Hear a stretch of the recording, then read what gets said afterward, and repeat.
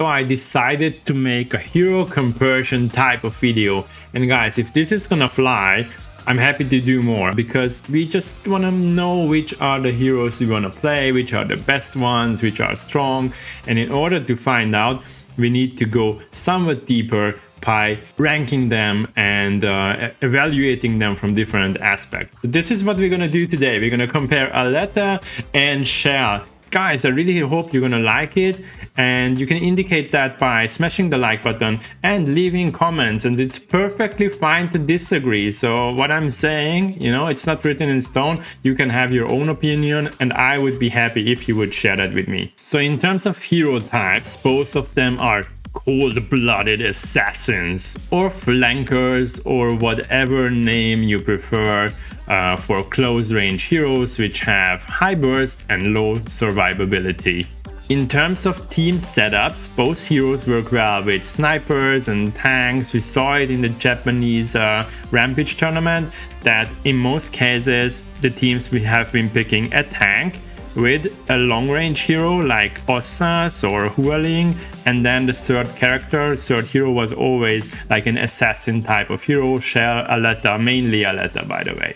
I think until there is one assassin on the team, you're gonna be fine because there are many heroes with shields and they are hard to bypass, but one assassin is perfectly fine. You can sneak behind the enemy and do your stuff. Talking of that, let's check the easy targets. So you wanna go for Osas, Hualing, Judex, maybe Skadi and other assassins, and heroes you wanna avoid are the ones which have high HP or shields like Labula, Jabali, Fort, Ruby, and so on. Skadi, by the way, be cautious with Skadi because she can easily catch you with her net. Having an assassin on the opposite side, it's not actually a counter and also not an easy target because it requires way more skills to kill a Ya, a Johnny Jet, or Aleta, Shell, whoever I come up with as an assassin, because you need to play fast, you need to think fast, much faster compared to hunting down Osas or Hualing or Christina or Kazama. Until now I talked about stuff they have in common, but let's check their primary weapons first. So for Aleta, her weapon has a pretty long range, but it doesn't really work on a long range. So even if you're shooting the enemy from a distance, you're not gonna make high damage. So definitely you wanna go close to the enemy. Even if you are close with Aleta, her weapon damage isn't high. So you need to aim precisely, and most likely you're gonna use the full ammunition to kill one single enemy. I wouldn't recommend to use auto fire with Aleta because with the 40 bullet ammunition, you're not gonna have a big chance to kill an enemy if you spend some of that ammunition on shields and accidentally hitting other enemies. The Shell's beam weapon is completely different because the range is way less compared to Aleta, and thereby I think many Shell players are sticking to auto fire, which is perfectly fine because precisely knowing what's the point where your weapon actually does damage is pretty hard to master. In many cases you need to quickly turn around, you need to jump a lot, and thereby auto fire can definitely help you to hit the enemy. The fact that the weapon is doing more damage in case you hit the enemy for a longer time makes this weapon so powerful, and you're gonna have a bigger burst damage, and thereby the winner of the weapon conversion is Shell. Let's jump over to the actives. 3 charges of Holo Dash are pretty powerful because they allow you to quickly move on the map. You can use them to quickly get to a point of the map. You can also use Dash to confuse the enemy by using its side wards, and you can also combine that with your passive. But if you are doing that without actually hitting the enemy, it doesn't really make sense. In that case, you are just, a bird flying around in the air without doing any damage. It's not gonna help you in the game. Compared to Aleta, Shell's invisibility is a great tool, and you can actually use that to sneak behind the enemies without them spotting you. There are many points where you can use your active and you have just enough time to bypass them and thereby get behind.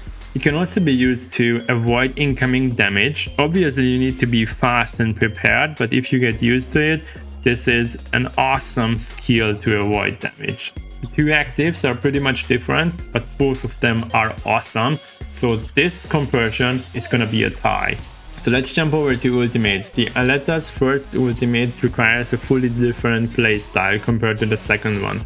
So you can go invisible and you can heal yourself up, but I think out of the two ultimates, this is less efficient because you need to run close enough to the enemy and then pop your ultimate, and also you're gonna have a hard time escaping. Let's point out that it's not always the case that you're hitting the enemy with your decoy bomb.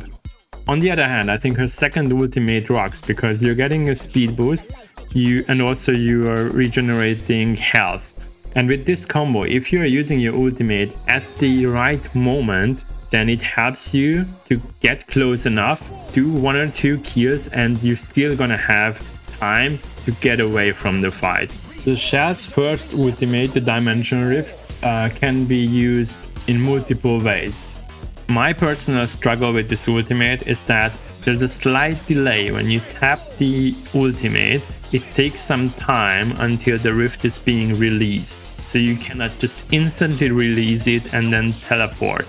And knowing how fast the game is, it may happen that by the time you throw out your rift, you are already dead. Let's not forget that the Dimension Rift is actually doing damage, so if you are popping it at the right moment, you can actually wipe off the whole enemy team, let's say in case if they are standing in a corner or something like that. Let's check the second ultimate, the Mass Nullify. It looks great and it's fun, I mean, throwing the enemy up into the air, but it's not that strong. So out of the two, I think the first ultimate is much better. But comparing Aleta's ultimate options to Shell's, in this conversion, Aleta is the winner. Let's check the passive. So Aleta passive double jump allows you to reach parts of the map which you couldn't actually, and that's a great advantage because on many maps you can utilize that to get behind the enemy and surprise them. On the other hand, if you're just using double jump to make some fancy stuff in the air, it's gonna make you vulnerable because the jump itself is pretty slow and thereby enemies can easily hit you in the air. Shell's passive is just getting heal while attacking, and honestly speaking, without that, Shell isn't viable.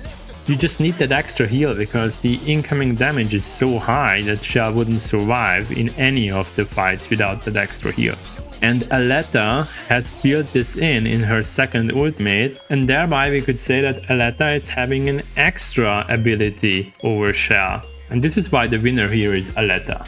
At this point of the video, I think it's already clear what I'm trying to achieve, and if you want more of this type of content, then now is the time to press the like button. Thank you.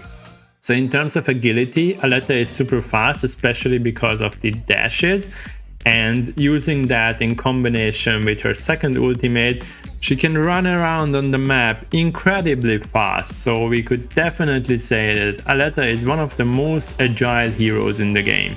Compared to Aleta, Shell has slightly less movement type of abilities. I mean, she has the invisibility and the teleport skills, yes, but still, in terms of how agile the character is, Aleta is slightly ahead here. So in terms of durability or survivability, Aleta has low HP, no real defense, no shields, but at the same time her second ultimate makes her pretty strong because she's moving faster, she's hard to catch, and with that extra heal it's hard to kill her. Shell's HP isn't too much either, and with Shell the issue is that you need to get close because of your weapon range, and because you're not getting any speed boost, there are certain situations where she becomes an easy target. Let's assume you're using your active to get close, but you are not getting close enough, and in that case you are pretty much dead. Again, there's not a huge difference here, but the chances of staying alive are slightly better for Aleta. In terms of team utility, Aleta is a single target assassin who is not really suited up with anything that would actively support the team other than killing, obviously. For Shell, invisibility and teleport do not support the team directly, but the fact that with these you can sneak behind the enemy and wipe off the full team definitely does. In terms of team utility, Shell is the winner. Right, the last in this comparison, which is the hero which I would not want to see in the enemy team. Both of them are dangerous and both of them can surprise you. So in this category, I'm not having a winner, it's a tie. So we have a winner, and that's Aleta over Shell. Just slightly, but still, in my opinion, Aleta is better. But it's not the right time to end the video just now, because I have some extra for you. I'm gonna compare their skins, their character art, and their lore as well. In case you just wanted to hear about the stats and abilities, and if you want to drop, it's perfectly fine. But before you leave, don't forget to subscribe and like. So, for skins, I think that Aleta's default skin is perfectly reflecting her personality. She looks a bit mean, but hey, this is true in general for teenagers nowadays, right? The ski goggles on her head are a good reference to her lore, which I'm gonna share in a moment. Overall, her personality seems to be offended and she's kinda pissed off with the world, but this is what makes her really cool and fun to play, right? Her epic skin is like 2 steps even closer to skiing, and whilst the dragon breath have nothing to do with skiing or running, I think it's like 10 out of 10. Like, it's a perfect combination of how to make her look cool and at the same time her evilness comes to the surface, and you know, her eyes change, and I absolutely love that skin. It's awesome work, guys. For Shell, I think her default skin is reflecting that she's a combination of half human, half chip, and you know, the love of science and all that stuff. I think it's a great skin. On the other hand, her astronaut skin is somewhat different. Don't get me wrong, I love that skin and I'm gonna buy that, but her face is not that strict. She seems to be more kind, especially with those knocked knees, and I'm not really sensing the dark side, you know, the phantom hacker, but still I think both of the skins, or both of the skin designs, both for Aleta and Shell, are very good, and I can't wait for a mighty skill to come out for Shell. In terms of voice, I think Aleta is just perfect, like a perfect match to show that she's a little girl. We could even say that she's a modern version of Arya from Game of Thrones, right? In overall, I'm happy with the character voice. On the other hand, I'm not really satisfied with the voice of her weapon, because at one point it has been changed and the sound of it feels weak. The previous one was a bit more harsh and harder and louder. Now I feel like I'm doing less damage just because the sound has been changed.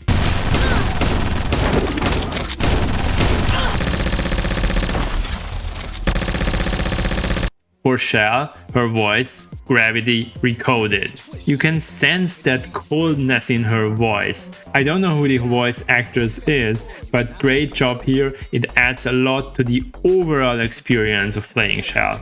And as for the lore, I'm gonna keep it short, just highlighting a couple of things. So Aleta is half Chinese and half American. And it turns out that her nickname is Ellie, as this is how Victor, her skiing partner, calls her. According to the story, she's not interested in money or fame at all, but she discovered some certain secrets about T3 in general, and it may have something to do with her father's disappearance. We don't have context how her father disappeared and who her father might be, but it raises the question, will he pop up in T3 at one point? Most likely, yes.